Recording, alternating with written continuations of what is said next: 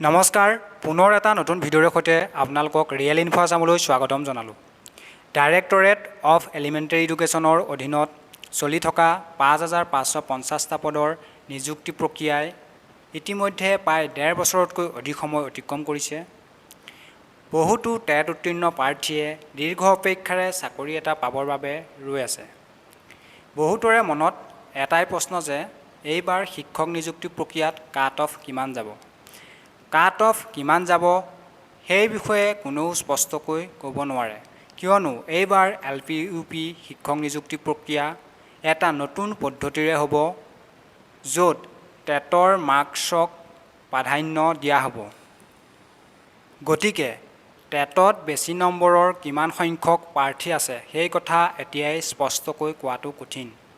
কিন্তু DEEৰ ৫,৫৫০টা পোষ্টত cut off কেইবাটাও কাৰণৰ বাবে কমাৰ সম্ভাৱনা অধিক। এই কাৰণকেইটা হৈছে ৫,৫৫০টা পদত বহুত সংখ্যক কণ্টেক্সুৱেল শিক্ষকে আবেদন কৰিছিল।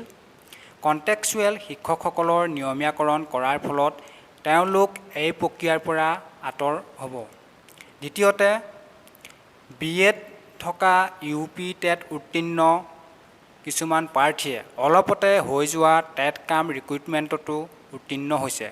সেইসকল প্ৰাৰ্থীয়ে LP UPৰ পৰা আবেদন প্ৰত্যাহাৰ কৰাৰ ফলত অন্য টেট উত্তীৰ্ণ প্ৰাৰ্থীয়ে সুযোগ লাভ কৰিব। তৃতীয়তে, DEEৰ ৫,৫৫০টা পদত বহুতো ctet অৱতীৰ্ণই OMR চিট দি এপ্লাই কৰাৰ ফলত সেইসমূহ প্ৰাৰ্থী ৰিজেক্ট হ'ব। চতুৰ্থতে, NIOS DLED প্ৰাৰ্থীসকলৰ বাবে DEE নিৰ্ধাৰণ কৰি দিয়া ডকুমেণ্টছ ক্লিয়াৰ নথকাৰ বাবে বহুতো প্ৰাৰ্থী ৰিজেক্ট হ'ব। এই কথা স্পষ্টকৈ ক'ব নোৱাৰি যদিও 10 আগষ্টৰ হাইকোৰ্টৰ ৰায়লৈ অপেক্ষা কৰিব লাগিব।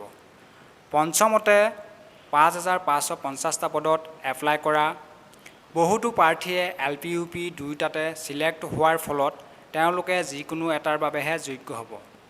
গতিকে আমি ক'ব পাৰোঁ এই কাৰণসমূহে DEEৰ ৫,৫৫০টা পদত কাট অফ কমাৰ ক্ষেত্ৰত সহায় কৰিব।